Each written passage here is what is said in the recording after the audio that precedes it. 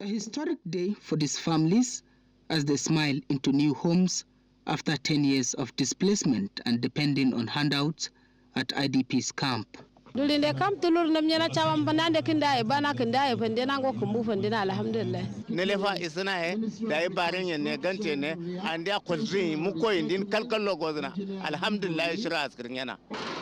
northeast Nigeria has shown signs of stabilization, with thousands of insurgents surrendering, abducted persons rescued, so many communities are yet to be resettled.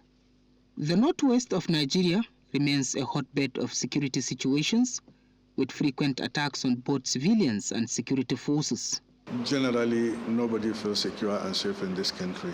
Recently, the military came out to say that they have discovered a new terrorist group, Kirawa.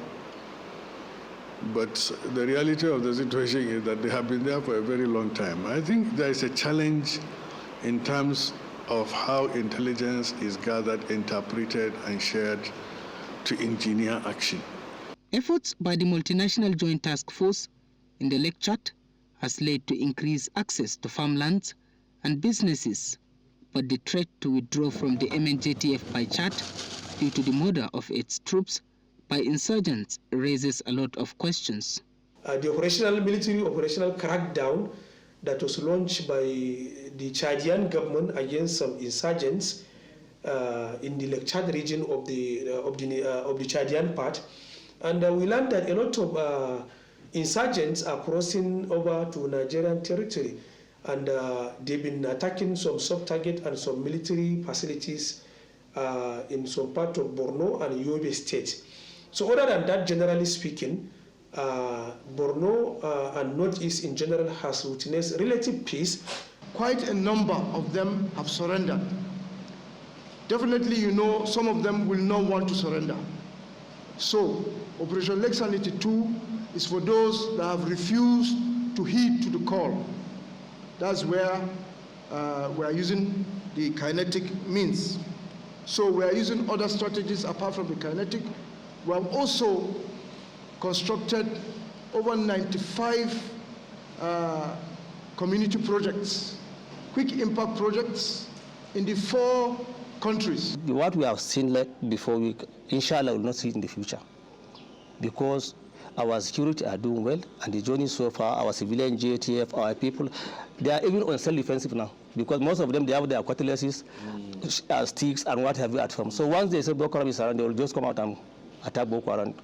1st to 10th of August 2024 witnessed a nationwide aid bad governance protest on the cost of food and the rise of fuel price due to fuel subsidy removal that led to tension, chaos, and unfortunately, some Nigerians paid the supreme price. The year under review, that is 2024, has been a very critical moment for Nigerians in terms of socio-economic situations. People have been battling with inflation for food to eat, for livelihood. So these are some of the pull factors that lead to insecurity. We have to do something about the Nigeria police force, improve the quality in the Nigeria police force. Statistics from SBM Intelligence reveals that more than 7,000 people lost their lives in violent attacks, with close to 300 security personnel among the fatalities.